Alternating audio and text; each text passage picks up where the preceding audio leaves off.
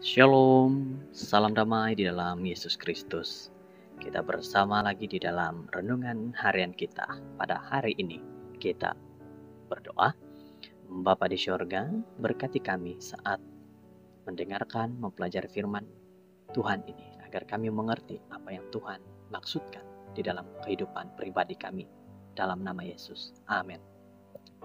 Judul firman Tuhan pada hari ini adalah Hawa Nafsu.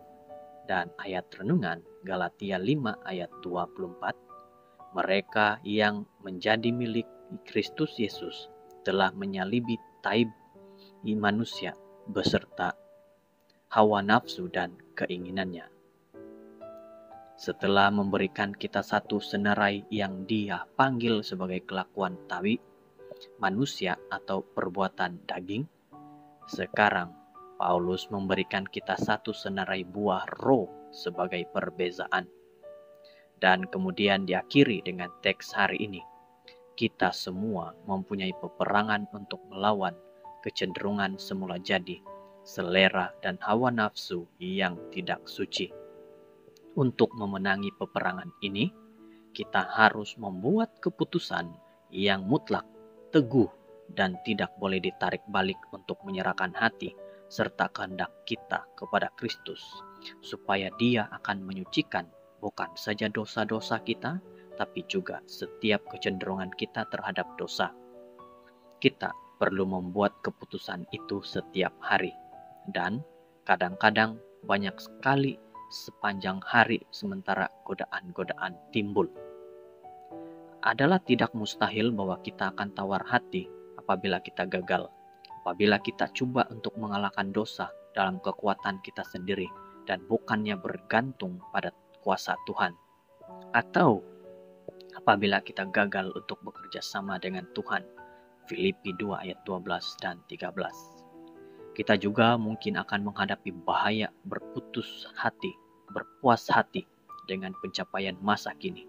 Kita akan mengukur kemajuan kita dengan membandingkan kemajuan orang lain di sekeliling kita. Paulus mengingatkan kita bahwa mereka yang menjadi milik Kristus Yesus telah menyalib tabi manusia beserta hawa nafsu dan keinginannya.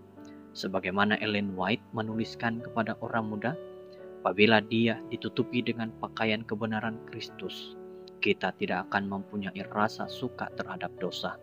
Karena Kristus akan bekerja bersama kita. Kita mungkin akan membuat kesilapan, tapi kita akan membenci dosa yang telah menyebabkan penderitaan ke atas anak Allah. Review and Herald, March 1890.